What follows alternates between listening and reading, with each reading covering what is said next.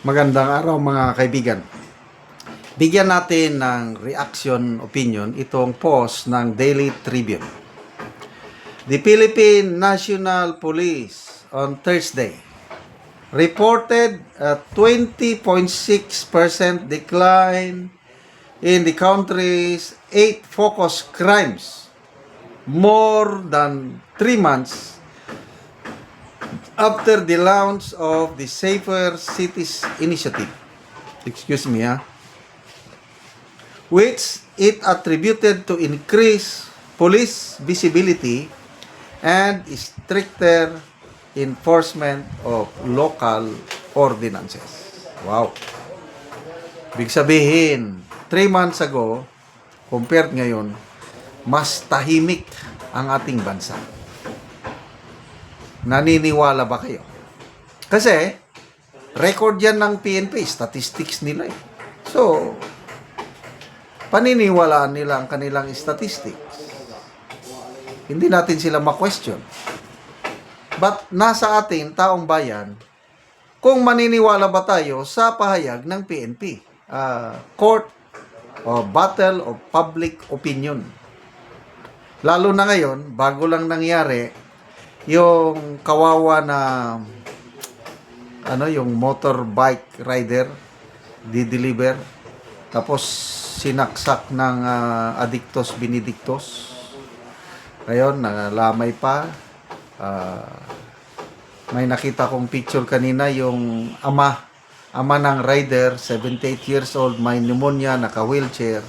Pinilit niya talaga na nagpunta sa burol ng kanyang anak. May sakit na ito, pneumonia. Kaya lang, gusto niyang makita ang kanyang anak. May nabasa kong post, picture, isang rider. Helmet, naka-helmet siya. Rider eh. So, meron siyang pasahero. Yung pasahero niya na-touch. Yung nakita niya sa parang may karatula sa helmet. Sulat kamay lang, nakalagay sa bond paper ba yun o karton. Pinicturan ng pasahero. Tapos ikinalat. Anong nakalagay? Buntis ang asawa ko. Sana huwag niyo akong saktan. Yung takot ng mga riders ngayon, ikita mo, kasi yung namatay na rider sa Caloocan is may anak. Kawawa. So itong mga riders natin ngayon, naghahanap buhay eh. Kailangan nilang maghanap buhay para mabuhay ang pamilya nila. Kailangan hindi nila maiwasan na baka mangyari din sa kanya yung nangyari sa Caloocan, kaya nagmamakaawa. Nakita ko yung sulat kamay lang buntis ang asawa ko, sana huwag niyo naman akong saktan. So mabuti yung pasahero na awa, pinicturean niya, ikinalat. So maawa ba ang mga Adictos Benedictos? I don't know. Kasi kung yung nasanay na sa gumagawa ng krimen, lalo na kung gumagamit ng pulburon, wala nang awa-awa yan. Tingnan muna natin ang reaksyon ng taong bayan. Kung naniniwala ba ang taong bayan sa pronouncement ng police. 20% bumaba ang krimen. 43,000 ang nag-react. 41,000 ang tumatawa, 831 ang galit, 634 lang ang naniniwala sa pronouncement ng police. So ako, hindi rin ako maniwala. Record lang nila yan. But it does not, it speaks kung ano talagang nangyayari sa ground. Kasi ako, takot din ako lumabas basta gabi na. Pakiramdam ko, hindi ako safe sa lansangan basta gabi. Dahil nagbalik na yung dati. Ito. Frederick Grabador, ginagalit niyo ang mga tao makinig ng balita araw, magpasok med TV at radyo, di kami pinanganak kahapon. Mario Villalobos, tarantado. Correction, 20% drop in safety against crime. The Circus and Clown Survey. As expected, maglalabas ng statement about lower crime rates. Yeah, ako rin. Naisip ko na yan. Para labanan yung battle o court of public opinion na ang gobyerno is lalong mag-down ang image, lalo na ngayon negative ang satisfaction rating ng presidente. Maglalabas sila dyan para sa isip nila, mapapaniwala nila ang taong bayan, mas safety pala ngayon. Anong mas safety? Huwag niyong lukuhin ang taong bayan. James De La Cruz, tell us how you compute your so-called criminal drop. Joel Makilan, Remulias Multiverse of Madness, BBM Pamor. Gina Calvert, the safest place is the Malacanang Palace with heavy barbed wire and police presence. Diyan lahat nakadeploy. Yeah, safety sila sa Malacanang. Paano ang ordinaryo taong bayan? Yung anak ko, I think last year ata sinabi niya na, Daddy, grabe. Naglakad lang ako sa labas, kita ko.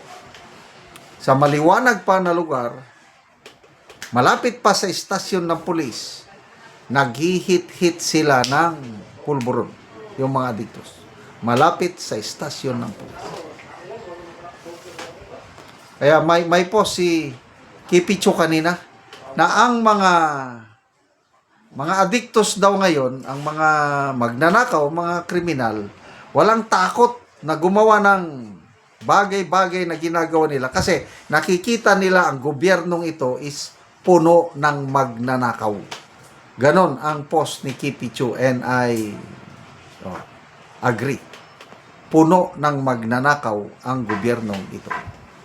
Salamat mga kaibigan sa inyong pagsubaybay sa channel na ito. Nakakatulong kayo ng malaki sa tribong Talandig ng Bukidnon dahil ang sweldo natin sa channel na ito is pantulong sa tribo. Namimigay tayo ng libreng yero at pako para makapagpatayo naman sila ng mas maayos na tirahan. Panoorin nyo ang video na ito. Si Angkol ang taga-ano gero. Salamat sa nagatag kabalay na gidi. Pagapon nga gituganan niya nga tao. Oo. Mo ay makatabang sa amo. Oo, sumuna niya ang itsura sa balay ni Angkol sa gawas nga bahin. Na gigamit sa Ginoo nga. Sumusulod takol sa sulod sa inyong balay. So, mauna ni ang itsura sa top ni Angkol nga natagaan na maugsin. So, mga buslot na gid gikuanan lang og gisapahan lang og silupin. Og makita gani nato nga dunay tubig nga tungod sa ulan kong magtulo, mapundo ang tubig diha. Sa mga dagko na gid kay buslot. Og diri nga bahin, gikuanan lang og trapal.